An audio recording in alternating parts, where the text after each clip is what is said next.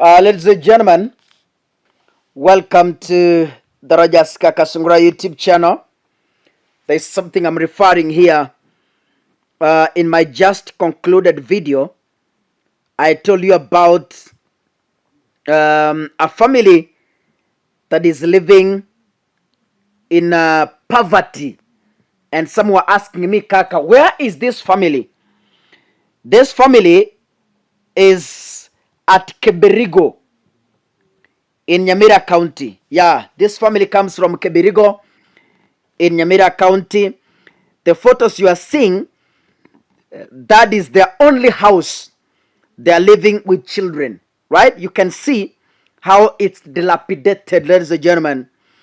I really shed tears when I saw this house and asked myself, Kaka, I just had some things speaking to my mind. Kaka, if you can't rescue this family, who else? Hilo ndilo swali akili yangu ilikuwa inaniuliza. Kaka, if you wewe kaka, umeonyeshwa hii familia na mtu mwenye alikuonyesha alijua you have a solution.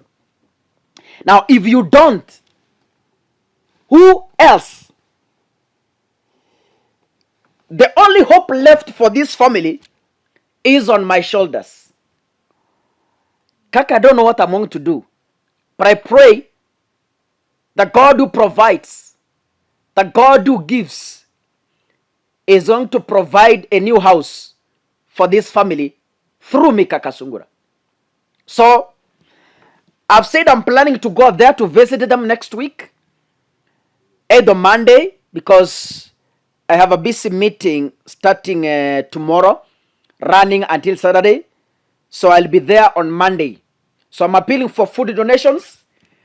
And maybe those who can offer for iron sheets, trees, nails before the D-Day, so that nikienda pale naanza nyumba direct, I will highly appreciate. Kaka, back to politics.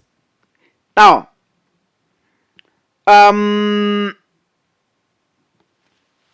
today, Ruto alirusha mioto to his cabinet. Alirusha mioto.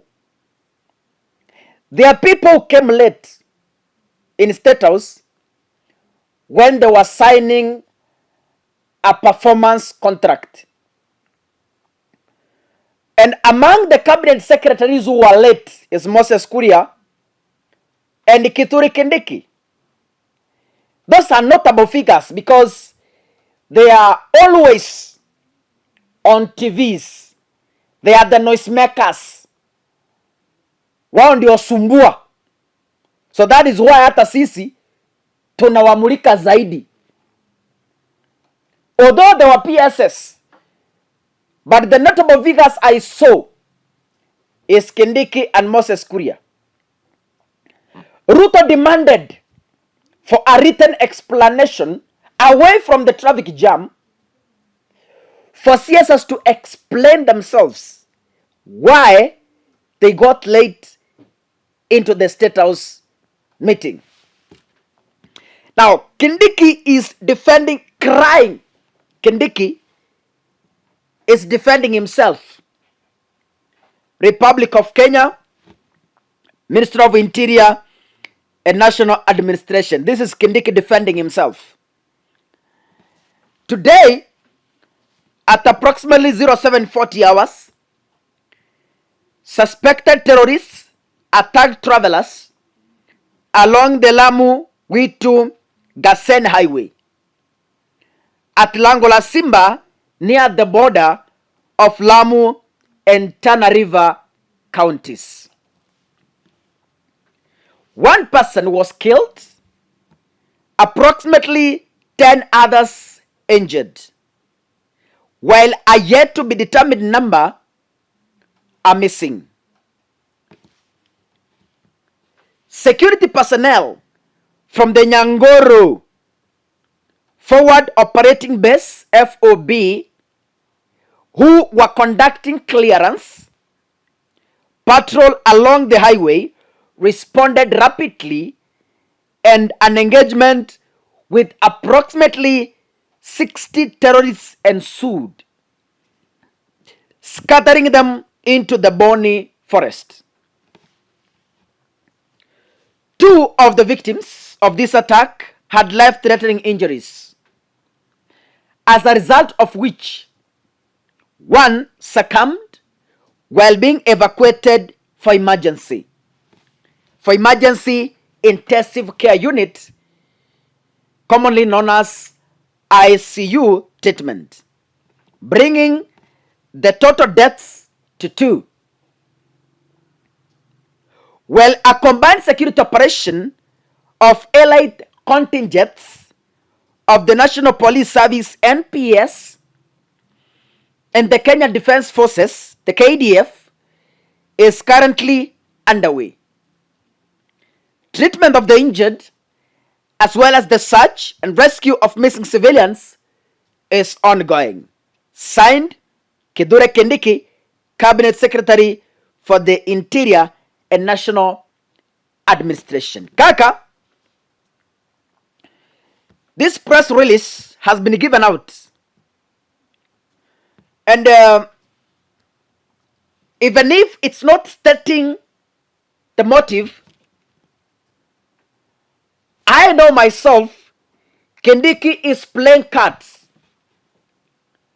He is trying to convince William Ruto that I came late because I had an emergency to attend to. I didn't make it as required by you because I saw the lives of people matter than maybe the signing of this performance contract. To my own view, I'm reasoning as a critical thinker. I'm reasoning as a politician, and I'm also reasoning as a political analyst. So Kindiki is releasing this statement dated today just to even if the contents of this letter does not touch on coming late to Statehouse, but to me, the statement has been intentionally released by Kindiki to make sure that Ruto understands first why he came late before he begins to explain. Right? Now, he is releasing a press. And in this press, he's saying, today, at almost the time he was supposed to be in Statehouse, he received information about the attack of terrorists. So meaning, this held him in office to plan for rescues. So to me, he's telling Ruto, even if I came late, I had an emergency. But again, does it hold waters? Does it hold waters? It's okay.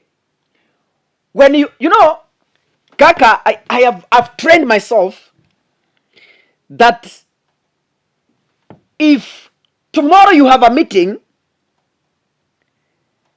and if, let's say, for example, you have a meeting tomorrow at 10 a.m. in the morning, and at 9 or 8 you receive an emergency, it's prudent enough, prudent, by the way, prudent, okay, kezongo kubwa. It is good enough, it is reasonable enough, it is respect to just make a phone call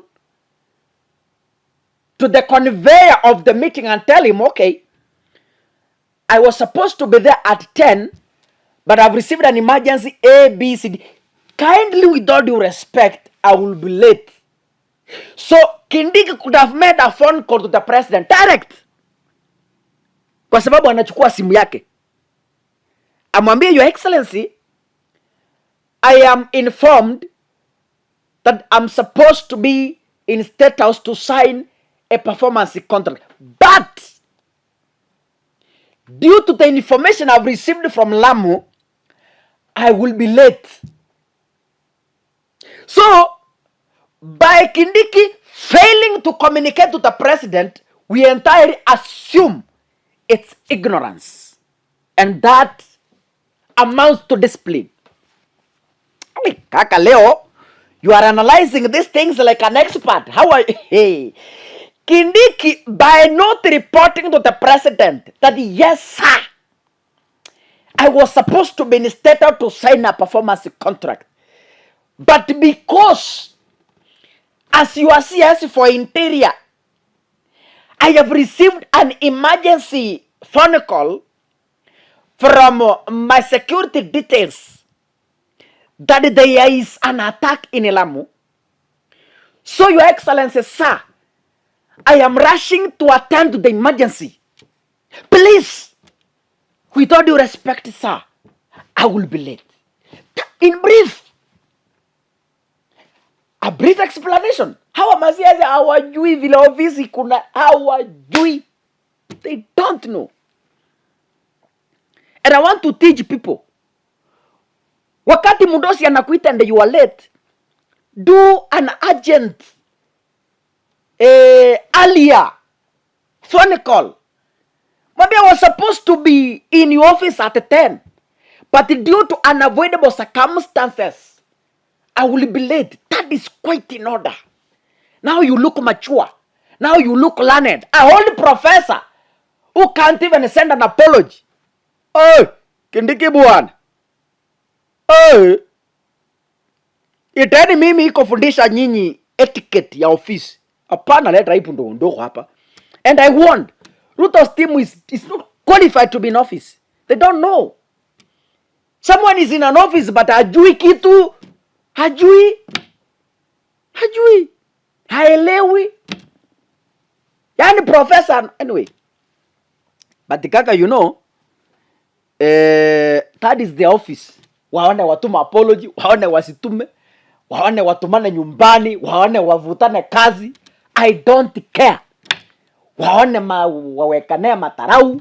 I don't care. That is their own problem. And that is the government you elected. God bless you, ladies and gentlemen. See you in the next video. Asanteni sana.